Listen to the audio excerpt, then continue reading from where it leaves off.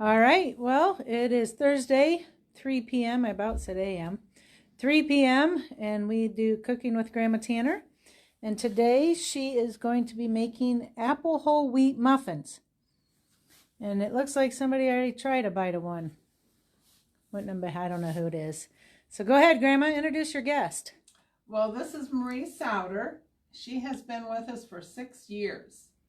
She does the gourmet food, fills all those shelves out there, and she's a very talented lady because she's a seamstress also. Yes, and this is her recipe that I found in one of the cookbooks that she put her recipe in. So she is going to be shredding a golden delicious, and she said they shred much easier when they are cold. And we think the Honeycrisp would also be good because there's a lot of moisture in a Honeycrisp. All right, well, take it away. So she's going to shred this until she gets 1 cup. She's just shredding it on a cheese grater. Yes. 1 big apple should make about a cup.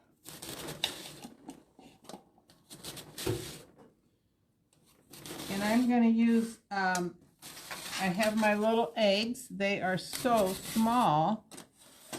So I'm going to put a half a cup of milk in there. A half a cup of milk. You're supposed to use 1 egg, 1 large egg, but you'll use... I'm gonna use 2 eggs because they're still pretty small, these chickens. So you can use 1 large egg or 2 small. And a half a cup of milk. And I'll mix this up while Maria's mixing that or shredding all that apples. And you pack it in there real good. Yeah, take a real good measure of apple. You can add a little more if you have to, huh? Yeah. And you left the peels on when you did that. Yes, leave the peels on. It makes it healthier. Marie's about healthy. There's a lot, yeah, that's why we're doing whole wheat. And make sure you use a thin-skinned apple. All right, and that was one of the reasons you said a Honeycrisp would probably work well, too. And there was an article on the news about the Honeycrisp apples, how hard they are to grow. Yep, I saw that. Somebody sent it to me. Yeah. Well, your husband sent it to me. Yeah. Maybe that's who sent it to me. Oh, okay. Paul did, yeah. Okay, now I'm going to measure the dry ingredients in here. A cup of whole wheat flour. Half a cup of white flour. And 2 teaspoons of baking powder.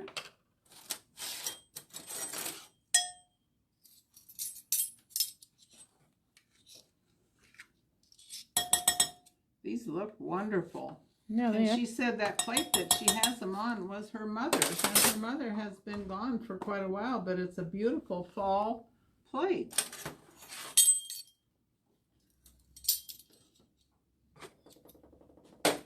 And a half a teaspoon of salt.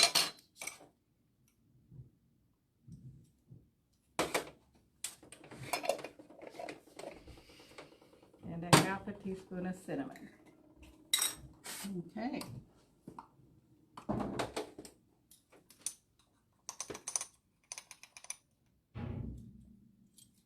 That cinnamon always adds a nice flavor to something that you, with apples and in the fall of the year.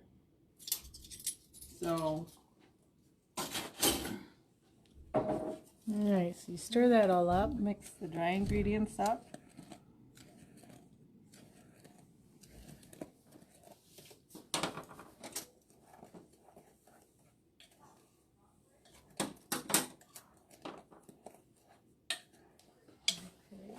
This is the whole wheat flour you're using, and huh? have you froze these? Can you freeze these here? Have you ever, or they didn't last long? I'm guessing you can freeze them. I ate them fresh last night. I baked one one tin with Pam sprayed on a nonstick muffin tin, and then the other tin I did with muffin papers, and it works fine both ways. Just don't peel the paper off of the muffin while the muffin is still warm, because it will fall apart. So They're so nice and moist. yeah, so now I guess we dump that into there. Okay. Don't have to fold it or nothing. Just No, just stir it. Stir it.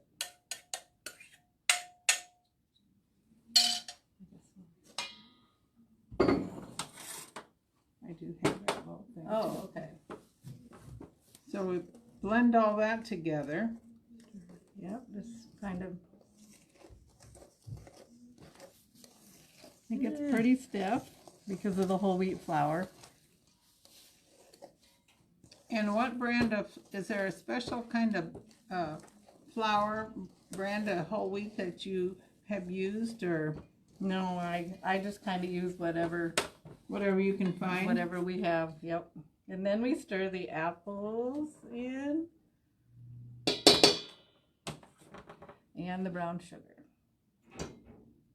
You don't put the brown sugar in until you put the apples in.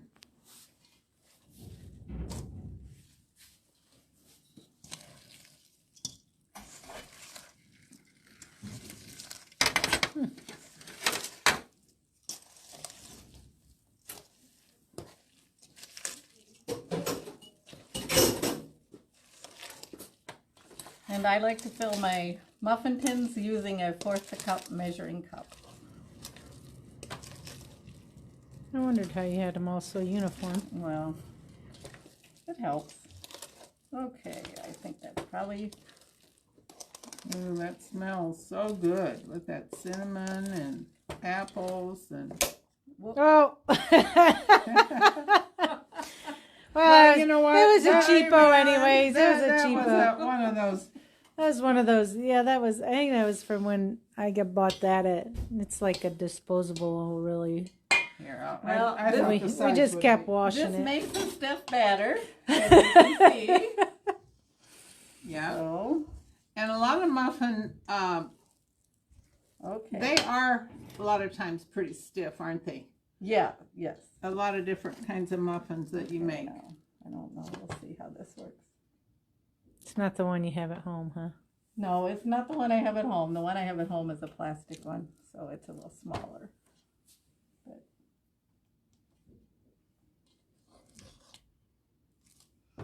So you get about even in the 12.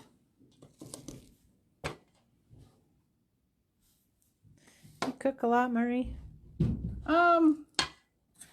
I do a fair amount. It's not my For not today? my favorite hobby, but it's one of my hobbies.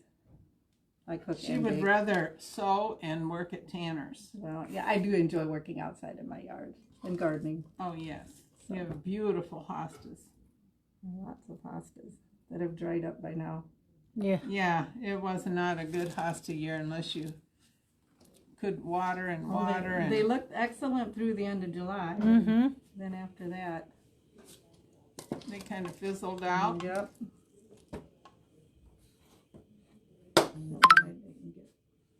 Oops.